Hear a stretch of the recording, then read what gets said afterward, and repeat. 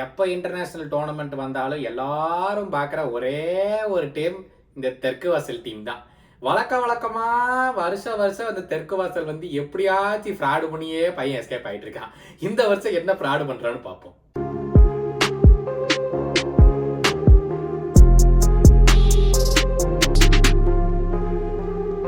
Welcome back to football பேச்சு. இது preview series of the Euro 2024. இந்த வருஷம் ஜெர்மனியில் நடக்க உள்ளது. இது குரூப் சி உடைய preview. Group A and B ஏற்கனவே நடந்து முடிஞ்சிருச்சு. நீங்க அதை பார்க்கலன்னா பார்த்துட்டு வந்துருங்க. But this is group C. இந்த குரூப் சில வந்து மிகப்பெரிய கிளப் அப்படின்னு பார்த்தாலே வந்து கிளப்னே வருது. மிகப்பெரிய கண்ட்ரின்னு பார்த்தாலே வந்து நம்ம இங்கிலாந்து, நம்மளுடைய தெற்கு வாசலுடைய சைடு, தெற்கு வாசலுடைய பசங்க தான்.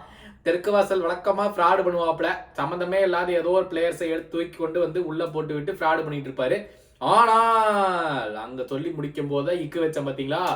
ஆனால் இந்த வருஷம் தெற்கு வாசலே திருந்திட்டா. இது நம்ம என்னன்னு போய் சொல்றதுன்னு தான் எனக்கு தெரியவில்லை. தெற்கு வாசல் எப்படி மாறினாரு, ஏன் மாறினாரு எனக்கு ஐடியாவே இல்லை. சம்பந்தம் இல்லாம இங்க இங்கிலீஷ் பிரீமியர் லீக்ல நடக்கிற பிளேயர்ஸ் எல்லாம் விட்டு மனுஷ பிளைட் பிடிச்சு ஆயாக்ஸ் போய் ஜார்டன் ஆண்டர்சனை பார்த்துட்டு வந்தாரு ஒரு நாள். என்னத்தை பார்த்தாரோ தெரியல. தம்பி நீ ஒதுங்கு, இனிமேல் நீ வேலைக்கு ஆக மாட்டா அப்படின்னு சொல்லிட்டு படாடு எட்டி புடனையிலேயே ஒரு அப்படியே உதச்சு அனுப்பிச்சு விட்டுட்டார் நம்ம ஜார்டன் ஆண்டர்சனை. ஆக மொத்தம் வந்து ஜார்டன் ஆண்டர்சன், கால்வின் பிலிப்ஸ் இவங்கெல்லாம் வந்து சைடில் இல்லைங்கிறதே ஒரு பெரிய ஆச்சரியம் ஃபேன்ஸுக்கு. நீ எப்படா இப்ப மாறின, நீ தான் மாறவே மாட்டியே அப்படிங்கிற மாதிரி இருந்துச்சு. ஸோ இந்த வருஷம் இங்கிலாந்து வந்து ஒரு ஃபுல் ஸ்டீம் பயங்கரமா போறாங்க. இந்த ஒரு யூரோஸுக்கு அடிச்சு ஜெயிச்சே ஆகணும்ல அப்படிங்கிற மாதிரி போறாங்க. போன தடவை என்னாச்சுன்னு பார்த்தோம், ஃபைனல்ஸ்ல போய் பெனல்டிஸ்ல வந்து கடைசியில போய் தோத்துட்டாங்க. எக்ஸ்ட்ரா டைம்ல வந்து 2 பிளேயர் சாக்காவு, ராஷ்பர்ட் எல்லாத்தையுமே கொண்டு வந்தாங்க. பட் அவங்களால வந்து பெனல்டிஸ் சும்மா பெனல்டி அடிக்கிறதுக்கு மட்டும் கொண்டு வாடா அப்படின்னு கூட்டிட்டு வந்தாரு மனுஷன். பாவம் 2 பேர்த்தினாலையுமே அடிக்க முடியல பெனல்டிஸை. அண்ட் ஃபைனல்ஸ்ல இட்டலி கூட பெனல்டி ஷூட் அவுட்ல தோத்தாங்க. அப்பெல்லாம் சாக்காவுக்கு வெறும் 18 வயசோ 19 வயசோ பாவம். கடைசியில் அப்பெல்லாம் வச்சு அவனையெல்லாம் பட்டு பயங்கரமா அபியூஸ் எல்லாம் பண்ணி ரொம்ப மோசமா பண்ணிட்டாங்க. அவனையும் சரி ராஷ்பர்டையும் சரி 2 பேருமே ரொம்ப மோசமா பண்ணிட்டாங்க ஃபேன்ஸ் எல்லாம் சேர்ந்து. பாவம் வெறும் டீனேஜ் பையன் அப்ப சாக்கா. இந்த வருஷம் நல்லா பயங்கரமா அதுக்கப்புறம் வந்து இப்ப இருக்க சாக்கால வேற லெவல் அப்படின்னு பேசிட்டு இருக்கிறாங்க. இங்கிலாந்து வந்து இப்போதைக்கு they are 4th in the FIFA rankings. பயங்கரம். எல்லா சீசனுமே வந்து வேர்ல்டு கப்லயும் வந்து குவார்டர் ஃபைனல்ஸ்ல செமிஃபைனல்ஸ் தோத்தாங்களா பிரான்ஸ் கூட. செமிஃபைனல்ஸ்ல வந்து தோத்தாங்க பிரான்ஸ் கூட. ஒன்ஸ் அகெயின் செமிஃபைனல்ஸா குவார்டர் ஃபைனல்ஸ் தோத்தான்னு நினைக்கிறேன். அதுல வந்து ஹாரி கேன் பெனல்டி மிஸ் பண்ணி 6 அடிச்சான். அதாவது கீப்பர் சேவ் பண்ணா கூட பரவாயில்ல, மனுஷன் போய் 6 அடிச்சுட்டு வந்தாப்ல அந்த சமயத்துல. இவரெல்லாம் வச்சுக்கிட்டு நம்ம எப்படி கேப்டனா போறதுன்னு தெரியல. பட் வேற வழி இல்லை, ஹாரி கேன் தான் captain. 4-2-3-1 formation for the Southgate அணியினர். அந்த அணியினர் வந்து குவாலிஃபயர்ஸ்ல வந்து 6 வின் 2 டிரா. அது 2 டிரா யாரோட கேக்குறீங்க? ஒன்னு யுக்ரைன் கூட, ஒன்னு நார்த் மேசடோனியா கூட. ஆனா இட்டலி கூட விளையாட 2 கேமே ஜெயிச்சு போட்டானுங்க. இதுதான் சார் நம்ம ஆட்களுடைய புத்தி அப்படிங்கிற மாதிரி வந்து இந்த யூரோஸ்ல என்ன பண்ணுவானுங்கன்னா நம்மளால சொல்லவே முடியாது. அந்த லட்சணத்துல இவனுங்க ஆடிட்டு இருக்கானுங்க. சப்ப சைடு இந்த மால்டா, இந்த பேரு தெரியாத சைடெல்லாம் போய் பொழந்துக்கிட்டு வந்துட வேண்டியது. நாங்க தான் அப்படிங்கிற மாதிரி பொழந்துட்டு வந்துட வேண்டியது. ஏதாவது ஒரு டப்பான சைடு வந்தாலும் எங்களுக்கு அதே சம்மந்தம் இல்ல போடடே அப்படிங்கிற மாதிரி போக வேண்டியது. இவனுங்களெல்லாம் நம்ம என்னன்னு சொல்லி பேசுறதுன்னு எனக்கு தெரியலை. அந்த லட்சணத்துலலாம் இங்கிலாந்து வந்து இந்த வருஷம் போறானுங்க யூரோஸுக்கு. பயங்கரமான ஒரு ஸ்ட்ராங் சைடு எடுத்துட்டு போறாங்க. ஜான் ஸ்டோன்ஸ் சென்டர் பேக் ஆடலாம். பட் ஜான் ஸ்டோன்ஸையும் விட நிறைய வந்து பிளேயர்ஸ் இந்த வருஷம் வந்துட்டாங்க. மார்க் கேஹி பயங்கரமா பண்ணியிருக்கான். எஸ்ரி கான்சா ஆஸ்டன் வில்லாக்கு பயங்கரமா பண்ணியிருக்கான். So they are very good 3 backup players. அதை தவிர்த்து வந்து is Trippier, is Walker, is Luke Shaw's left back. அதுவும் இல்லாம ஜோ கோமெஸ் கால் பண்ணியிருக்காப்ல லெஃப்ட் பேக் பொசிஷனா ஆடுவாருன்னு நினைக்கிறேன். Joe Gomez is gone to the England setup after really long time.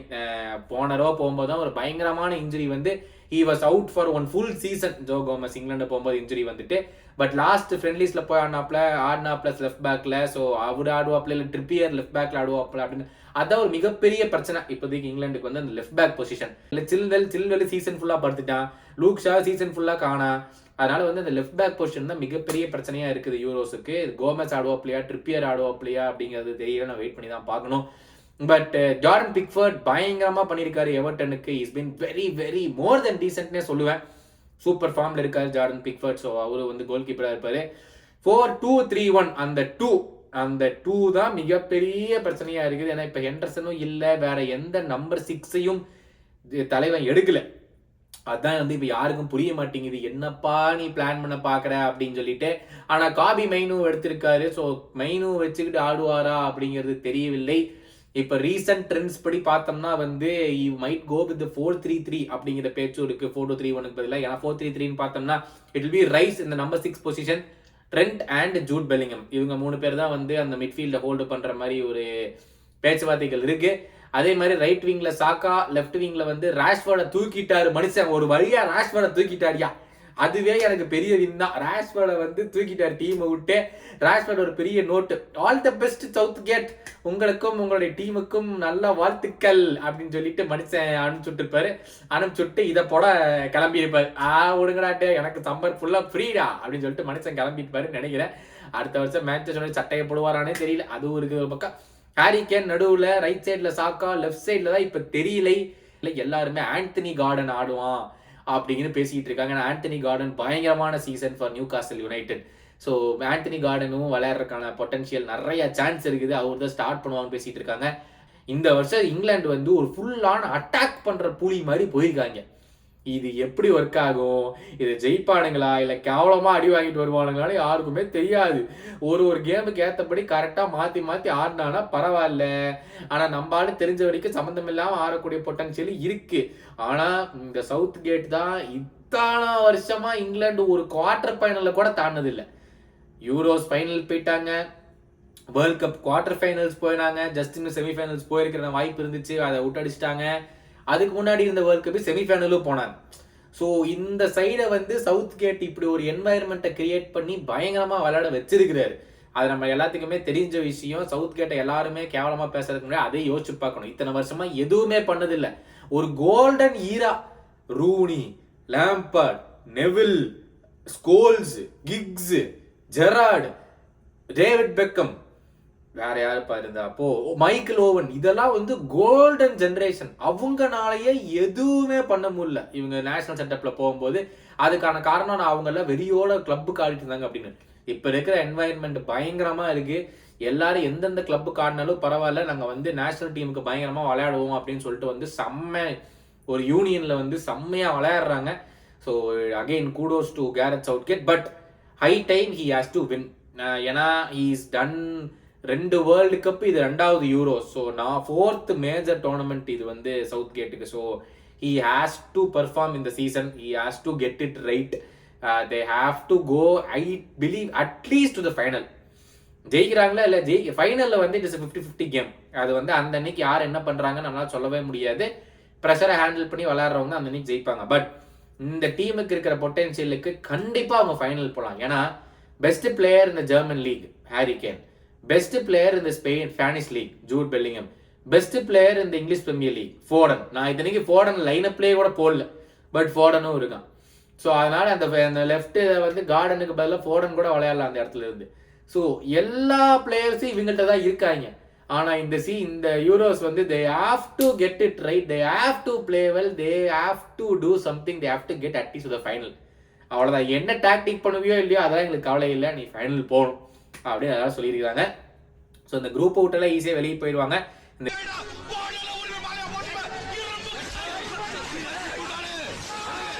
குரூப்ல Slovenia, Denmark, Serbia and England. Denmark போன வருஷம் வந்து பயங்கரமா செமிஃபைனல் வரைக்கும் வந்து இங்கிலாந்து கிட்ட தோத்தாங்க. They have very very decent side Denmark.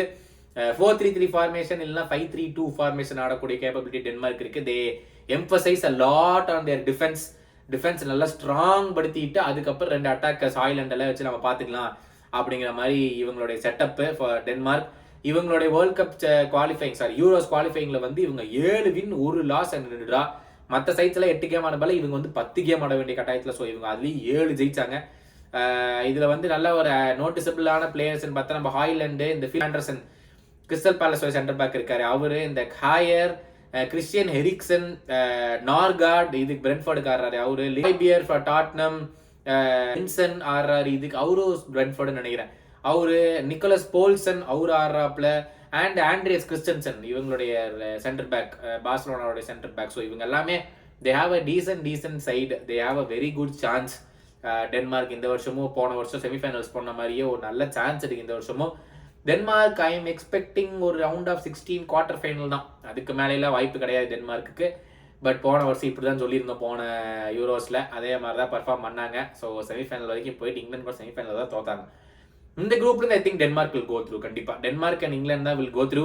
But Serbia have ஒரு டார்க் ஹார்ஸ் மாதிரி இந்த குரூப்ல ஒரு நல்ல பொட்டன்சியல் இருக்குது. அவங்களுக்கு ஒரு 4-5 பிளேயர் நல்ல பிளேயர் இருக்காங்க, சொல்ல முடியாது. பட் டென்மார்க்கோடைய ஸ்டார்டிங் லைன் அப் எடுத்து பார்த்தோம்னா உங்களுக்கு ஸ்க்ரீன்ல தெரியும். ஹாய்லாண்ட், லிண்ட்ஸ்ட்ரம், டராமி, எரிக்சன், நார்கார்ட், ஹாய்பியர், ஓகே இது ஜே ஆண்டர்சன், எஸ் ஹாயர் அண்ட் ஜெலட், காஷ்மர் ஸ்பைக்கில் ஆடிட்டு இருக்கா அண்ட் மேகே. இவங்க எல்லாருமே வந்து ஒரு டீசென்டான சைடு இருக்கிறாங்க. So they have a pretty decent side இந்த வருஷம் Denmark. They have all capabilities. அவங்க ரேங்கிங் 21ல இருக்குது FIFA ரேங்கிங்ஸில். ஸோ இந்த வருஷம் நல்ல கேப்பபிலிட்டி இருக்குது. Going back to சர்பியா, dark horse for me இந்த குரூப்பில் சர்பியா தான். ஏதாச்சும் ஒரு வாய்ப்பு இருந்தாலும் இருக்கும், அவங்க டக்குன்னு அதுலேருந்து வெளியே வரதுக்கான, குரூப்லேருந்து வெளியே வந்து குவாலிஃபை ஆகிறதுக்கான பொட்டன்ஷியல் அவங்களுக்கு இருக்குது.